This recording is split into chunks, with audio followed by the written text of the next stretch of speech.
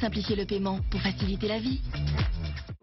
Il n'y a pas de vérité absolue. Allez, il est 15h30, vous êtes les bienvenus si vous nous rejoignez, on est toujours en direct. Je voudrais qu'on continue à parler de Bakhmout quelques instants. Tout à l'heure, on parlera de la démographie en Russie, qui est effectivement un grand danger pour le pays. On parlait des Ukrainiens qui étaient assez inquiets, mais qui préparaient leurs arrières. Et hier, on vous montrait un extrait de la télé russe qui montrait qu'à la télé russe, on commençait à s'inquiéter en disant que le temps jouait pour les Ukrainiens. Et bien, autre extrait hier soir, regardez, justement sur l'organisation et sur l'efficacité des combattants ukrainiens. Regardez. Même les combats pour les cages d'escalier, pour les maisons isolées ont des caractéristiques différentes en cas d'offensive ou d'action défensive. Nos experts disent que la défense de l'ennemi est puissante. Elle repose avant tout sur des fortifications bien préparées, y compris dans les champs et les zones boisées. Elles sont même plus efficaces dans les zones peuplées.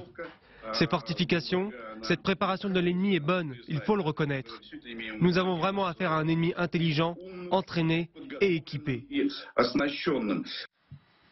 Voilà, et qui assure donc ses arrières. Il y a une vraie inquiétude, hein, Thomas Friandman. Elle est légitime, cette inquiétude, parce que quand on entend ce témoignage-là dans un espace public qu'on a peu l'habitude de savoir critique sur lui-même, ça corrobore certaines affirmations qu'on a pu entendre du côté ukrainien. Je me rappelle que sur ce plateau, on a entendu le président Poroshenko la semaine dernière parler d'un rapport d'un homme ukrainien contre 7 hommes russes tombés dans la ville de Bakhmout dans cette bataille qui semble interminable, ce qui accrédite l'idée assez cohérente d'une bataille d'attrition. La question qui se pose jusque derrière, c'est jusqu'où va aller la logique d'attrition dans un contexte où et Poutine et Zelensky ont fait de la ville de Bakhmout, qui n'a aucune importance stratégique et tactique, une ville qui a une importance désormais symbolique extrêmement forte. Et là, le piège stratégique dans lequel les Ukrainiens pourraient tomber, dans un terme un peu plus long, c'est s'ils utilisent l'ensemble de matériel blindé lourd, c'est-à-dire les fameux chars lourds dont on a parlé, pour récupérer cette ville parce qu'elle aurait une portée symbolique extrêmement forte alors qu'elle ne changerait pas le cours de la guerre. Oui, c'est ça. Ou s'ils utilisent au fond cette quasi-brigade de chars lourds pour mener à bien une percée sur une autre ligne du front qui, elle, pourrait avoir un impact décisif sur la ligne. Et il ne faudrait pas que, en dépit de l'importance symbolique et pas que symbolique que cette ville revêt, aux yeux du pouvoir russe comme du pouvoir ukrainien, eh bien, ces armes qu'on leur a fournies soient mal employées. Et alors, justement, si on se positionne du côté des Russes, si on se met dans la tête des Russes, on se rend compte que pour les Russes aussi, évidemment, cette bataille, elle est extrêmement meurtrière et destructrice. On l'a vu beaucoup. Je voudrais que vous regardiez ce que dit le ministère britannique de la Défense, qui a publié un compte-rendu comme il le fait souvent. On vous a juste mis la fin parce que c'est ça qui est globalement intéressant. Le commandement russe, jusqu'à récemment, considérait probablement une percée à Vuhledar comme un moyen clé de réaliser une percée opérationnellement significative dans les lignes ukrainiennes. On va rappeler que Vuhledar, ça avait été une catastrophe pour les Russes, un bain de sang. Eh bien voilà ce que dit le ministère de la Défense. Les planificateurs russes sont probablement confrontés au dilemme de tenter un autre assaut de Vuhledar ou de soutenir les combats intenses plus au nord près de Bakhmout et Kremina. En gros, ils seraient peut-être prêts à changer leur fusil d'épaule, pardon, sans mauvais jeu de mots, de dire bon bah ok, Bakhmout, on laisse tomber et on retente Vuhledar. Est-ce que ça serait crédible, ça? Est-ce que ce serait malin de la part des Russes? Vous savez, le problème de la guerre, elle est gérée par les 3 principes de la guerre. Le premier, c'est l'économie des moyens. C'est-à-dire que tout chef, il faut économiser ses moyens parce que le soldat n'est pas consommable à l'infini. La deuxième chose, c'est concentration des forces. Il faut que les forces soient concentrées. Les Russes ont démontré qu'ils n'étaient pas capables de le faire, en tout cas au début de la guerre. Probablement qu'ils vont essayer de le faire. Le troisième point, c'est ce que vous évoquez à l'instant, ce qu'on appelle la liberté d'action. Ouais. Et qu'à un moment donné, il faut être capable de changer la manœuvre et d'aller là où l'ennemi est le plus faible. Le vrai problème qu'ils ont aujourd'hui, c'est que c'est un modèle de guerre 14-18, c'est pas une guerre de mouvement. On est les Ukrainiens préparent ce combat depuis 2014, probablement avant. Donc en fait, ils sont très bien préparés et c'est ce que les Russes soulignent. Donc le problème, on est sur une espèce de ligne immobile, donc ils vont gagner quelques kilomètres. C'est pour ça, encore une fois, je pense que le recul de Bakhmout n'est pas très important, sous réserve que, encore une fois, ça serve. Ouais, ce que je veux dire, c'est qu'on est sur un combat linéaire et de toute façon, les Ukrainiens se préparent sur une autre ligne et de toute façon, s'ils reculent, ils vont reculer de quelques kilomètres et se retrouver sur une autre ligne qui est préparée à l'avance. Donc malheureusement, on est dans la Somme, si vous voulez, en 1917, où les deux lignes sont l'une. Et le problème, pour l'un comme pour l'autre, il faut percer. C'est la manœuvre, c'est le fait de percer qui va pouvoir reprendre l'initiative et, si vous voulez, remettre en place une nouvelle manœuvre. C'est le cœur du problème de ces deux généraux qui n'arrivent pas, si vous voulez, à remettre leurs armées en mouvement. Et c'est le cœur du sujet. L'aspect symbolique, encore une fois, sur Bakhmout, je peux l'accepter, bien évidemment. Mais encore une fois, je veux dire que ce n'est pas significatif dans cette guerre qui est terrible, dans laquelle il y a eu 140 000 morts, les Ukrainiens 100 000 morts. Alors c'est vrai que c'est incroyable. Et encore une fois, c'est la manœuvre qui permettra d'avoir moins de morts. Et ce combat est un combat totalement fratricide. C'est le cœur du sujet. Il n'y a pas de manœuvre et donc c'est compliqué. Et encore une fois, ce que je souligne également, un deuxième point que je voulais souligner, c'est la deuxième fois que les Russes reconnaissent chez les Ukrainiens des qualités. Oui, c'est vrai. Il y a 2-3 jours, ils l'ont fait. Alors, ça indique quoi? Je ne suis pas politologue, si vous voulez, je ne peux pas vous le dire. Peut-être que Pierre pourra lire bien mieux que moi. Mais encore une fois, il y a une espèce de reconnaissance. Les mettre plus ou moins à leur niveau. Oui, mais c'est très important, parce que la reconnaissance de la valeur de l'ennemi est un élément extrêmement intéressant dans les rapports qu'il peut y avoir entre deux armées. La preuve, ils les avaient sous-estimés, on est d'accord, Aline, là-dessus. On est d'accord. Je voudrais quand même rajouter 2 points. Premièrement, la décision de maintenir la résistance à Bakhmout a été prise pas par Zelensky tout seul, comme il l'a rappelé dans une interview à CNN ces dernières heures. Ça a été pris suite à une réunion avec les états-majors, les représentants des unités et des unités concernées, des soldats concernés.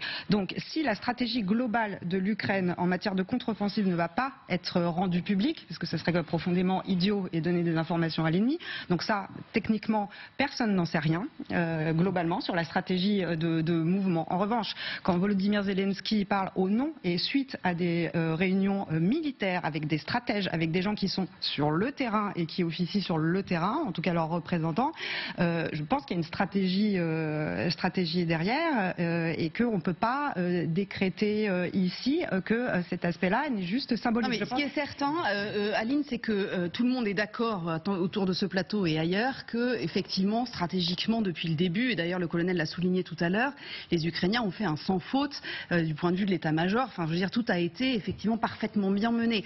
Je voudrais qu'on avance un peu parce que je vois le temps qui tourne. Juste après, il y a Kramatorsk et Sloviansk. Et stratégiquement, il faut tenir. Ah bah là, oui.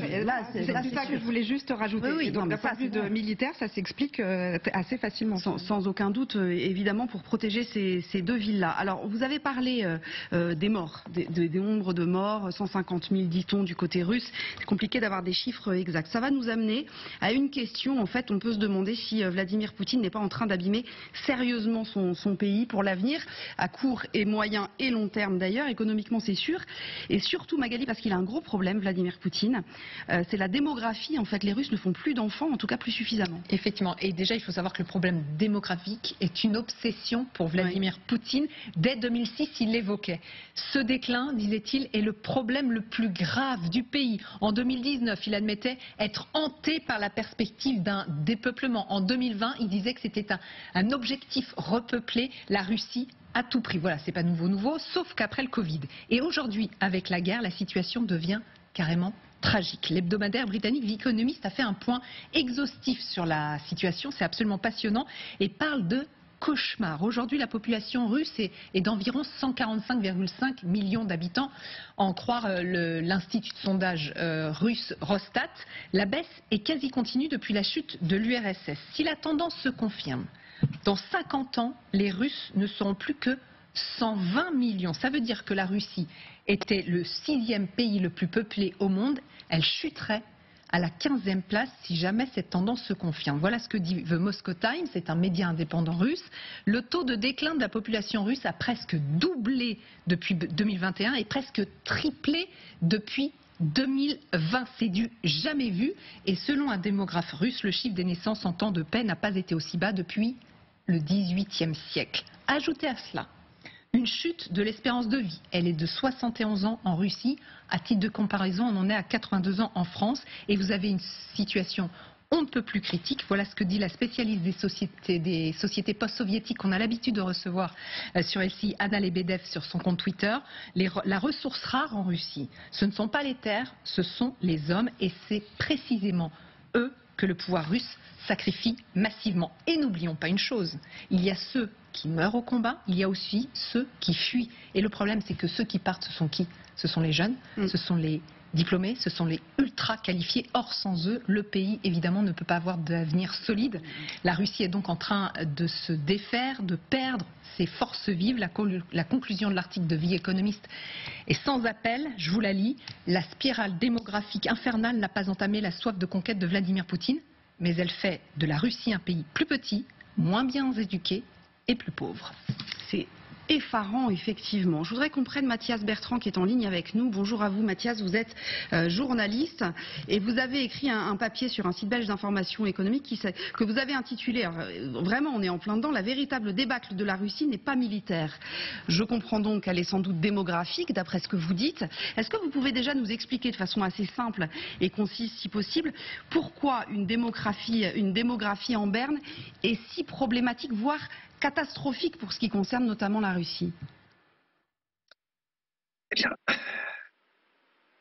on va commencer par juste regarder la carte en fait. La Russie sur la carte du monde, c'est 30 fois la France. Mais c'est à l'heure actuelle 2,5 fois la population française, à peu de choses près. C'est ridicule par rapport à la superficie à couvrir. C'est très très peu par rapport aux ressources du pays. Et surtout, comme vous le disiez, ce sont des chiffres qui sont en train de baisser. Les Russes sont environ 145 millions actuellement. Vous citiez The Economist. On estimait en 2020, avant la guerre, que la population russe vers 2050 ne serait plus que de 135 millions. En 20 ans, 10 millions de personnes en moins. C'est énorme en fait. L'industrie ne va plus tourner, le pays ne va plus arriver à exploiter ses propres ressources en fait. Ce qu'on comprend bien, Pierre Menat, dans cette affaire-là, c'est qu'effectivement, dans 20 ans, ça va être problématique. 20 ans, c'est une génération, mais c'est aussi problématique tout de suite. Oui. Parce que Magali l'a évoqué, mais il y a eu aussi le Covid, avec un vaccin qui marchait pas très bien. On ne sait pas exactement combien de personnes sont mortes. C'était déjà la catastrophe avant.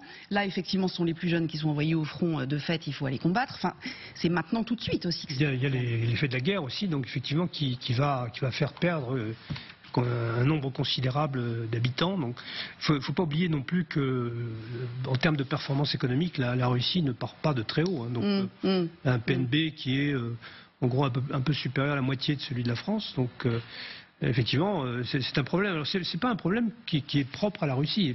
La Russie a atteint un niveau de taux de fécondité très très bas, mais c'est un problème qui existe en Europe. Il y a plus, je disais, au sein de l'Union européenne, il n'y a plus un seul pays qui soit au-dessus de 2 aujourd'hui. Oui, de 2 enfants par femme en âge. En fait, d'ailleurs, le niveau, normalement, c'est 2,1. Le taux de remplacement. Mais pour ce qui concerne la Russie et l'Ukraine, dont on aura parlé tout à l'heure, c'est qu'en plus, il y a une surmortalité. Donc... Et l'Ukraine également, un taux de natalité très bas aussi. Oui. Alors, on va y revenir à l'Ukraine. Juste une question, Thomas Friang. Il en a forcément conscience. Poutine, elle le disait, Magali, c'était son obsession, l'obsession démographique de Poutine. On a vu des papiers qui étaient intitulés comme ça. Est-ce qu'il est piégé ou est-ce que là, à l'heure actuelle, il s'en moque et après moi le déluge? J'aurais du mal à répondre à la question telle quelle parce qu'évidemment ça supposerait d'être capable de se mettre dans la psyché de Poutine, ce dont je suis absolument incapable. En revanche, il est clair qu'il en a conscience, il l'a prononcé à plusieurs reprises, ça a été très bien documenté tout à l'heure par Magali, et il a une raison d'en être autant obsédé, c'est que la démographie, c'est vraiment un des éléments. La démographie de la géographie, c'est le cœur de la géopolitique.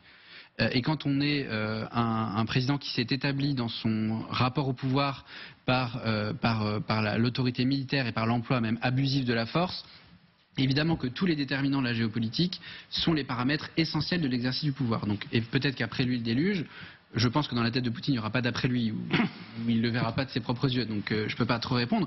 En revanche, une chose est certaine, pour peut-être approfondir le constat que Magali a adressé à partir de l'excellent papier de The Economist, c'est que la démographie, c'est aussi 2 autres éléments. Un, le premier déterminant de la croissance économique, en dehors des gains de productivité et donc du progrès technologique. Oui. La dynamique démographique qui a été démontrée, c'est-à-dire en gros une réduction de 25 millions d'habitants sur les 50 prochaines années, ça veut dire que la puissance économique russe sortira du G20 de facto. Et oui, c'est ça. Et peut-être qu'elle sera même moins riche qu'une grande capitale chinoise ou de province.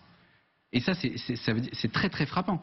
en termes de densité économique, etc. Deuxième élément, c'est que ça va modifier les dynamiques de stabilité politique du pays. Dynamique interne, parce que évidemment les taux de natalité et donc l'évolution démographique n'est pas identique selon les États de la Fédération de Russie. Et dans des États qui sont peut-être un petit peu plus dans une logique centripète que centrifuge, le pouvoir central de Moscou va avoir un peu de mal ou va devoir se consolider, et c'est pas évident en période de guerre.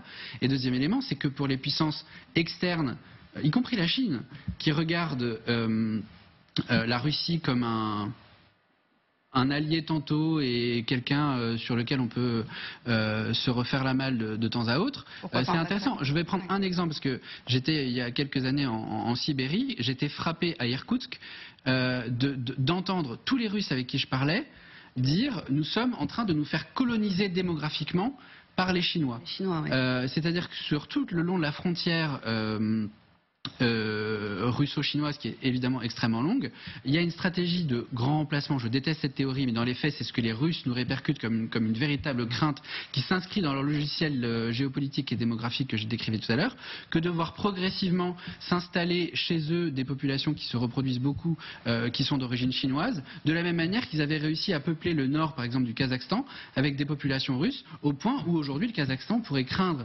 une annexion d'une partie du nord du Kazakhstan parce qu'il y a une population russophone et russophile qui en proportion de la population est importante. Et donc en dynamique interne et dynamique externe, ça va changer les dynamiques de pouvoir au sein de la Fédération de Russie, et ça, en tout état de cause, en plus du facteur économique, c'est en soi un motif d'inquiétude pour n'importe quel dictateur, que ce soit Poutine ou son successeur. Mais même sur les dynamiques de pouvoir, colonel Pierre de Jong, il y a aussi quelque chose, c'est que sur l'idéologie même de Vladimir Poutine qui fonde tout sur les valeurs, il y a beaucoup on a vu que la religion avait pris une place énorme en Russie, le discours sur la force des valeurs traditionnelles, la famille, etc.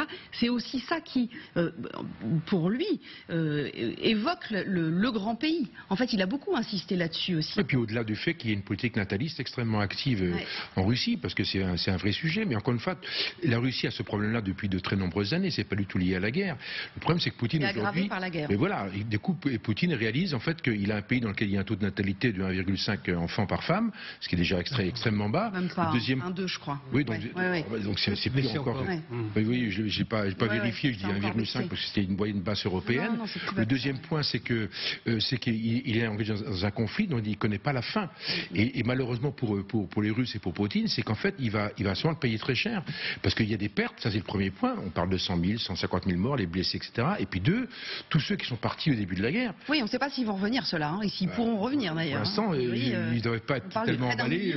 Pour se faire recruter, pour trouver un sac à dos avec une arme, une AK-47 au front, je pense qu'ils ne vont pas revenir. Donc, et puis même ces entreprises occidentales qui ont fermé leurs enseignes.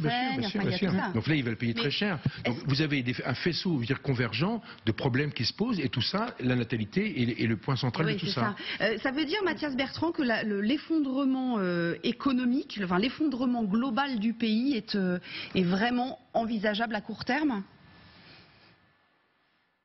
Je pense que oui, en fait. Je pense que oui, car Mais quel espoir pour les Russes, en fait? Quel espoir pour les centaines de milliers de jeunes Russes qui sont sur le front, qui dans 1 an, 2 ans, 5 ans vont rentrer chez eux, blessés physiquement, mentalement. Ils vont pas fonder des foyers heureux. Hein. Non, mais c'est ça. Il y a moins de travail, il y a moins de ressources, il y a moins d'opportunités.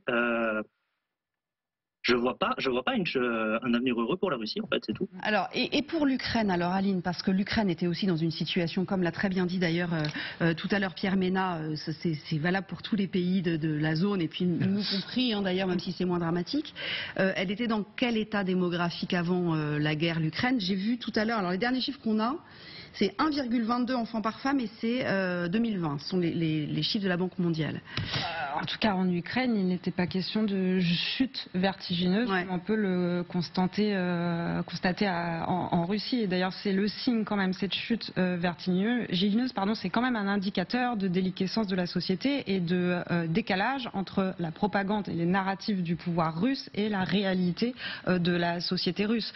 On a un narratif qui vend une grande Russie pays puissante, heureuse, autonome, grandiloquente, et en réalité, et ça on le sait quand on a pu se promener en Russie, qu'il y a quand même un décalage entre ce qui se passe à Moscou et tout ce qui se passe en Russie, où c'est des villes qui sont très pauvres, où il n'y a plus de services publics, ou dans des états à la limite du sordide dans certaines régions de Russie. Donc effectivement, en termes de morale et d'envie de se projeter et de faire des enfants, ça donne une morosité et une déprime. Et de toute façon, ça corrobore aussi ces indicateurs-là avec ce que beaucoup d'observateurs relatent. Enfin, ce pays est ravagé, et ce pays va mal, ce pays est quand même dans un délire et une dépression. Je voudrais qu'on mette la courbe de la démographie ukrainienne.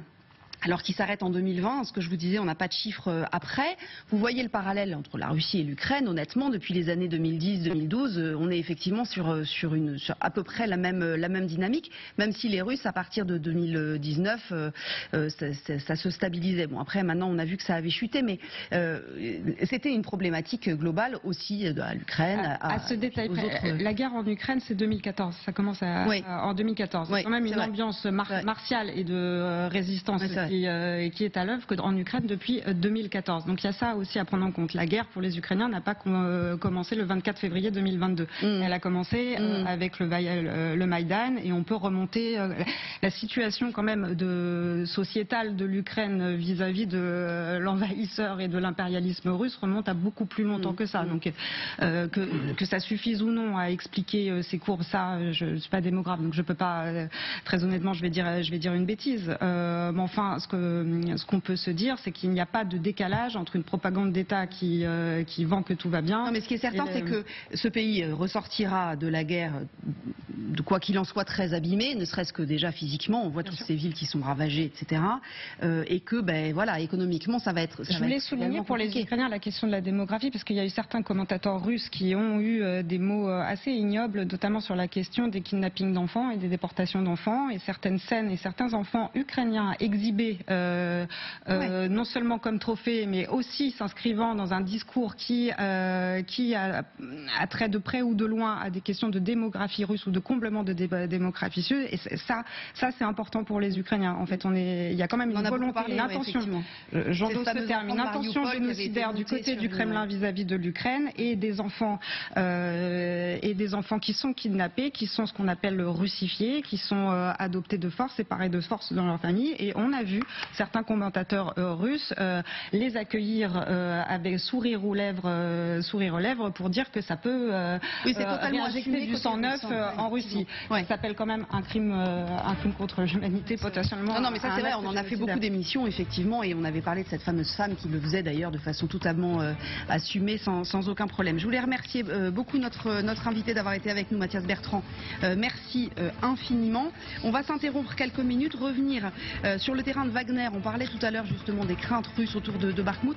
Prigojine n'est pas tout à fait dans une bonne posture, parce qu'il a beaucoup de mal à recruter, et vous allez voir qu'il est décidément, comme on l'a inscrit, prêt à tout pour recruter. On en parle dans une seconde. Il lance une grande campagne de mobilisation, de recrutement plus exactement, directement sur les réseaux sociaux.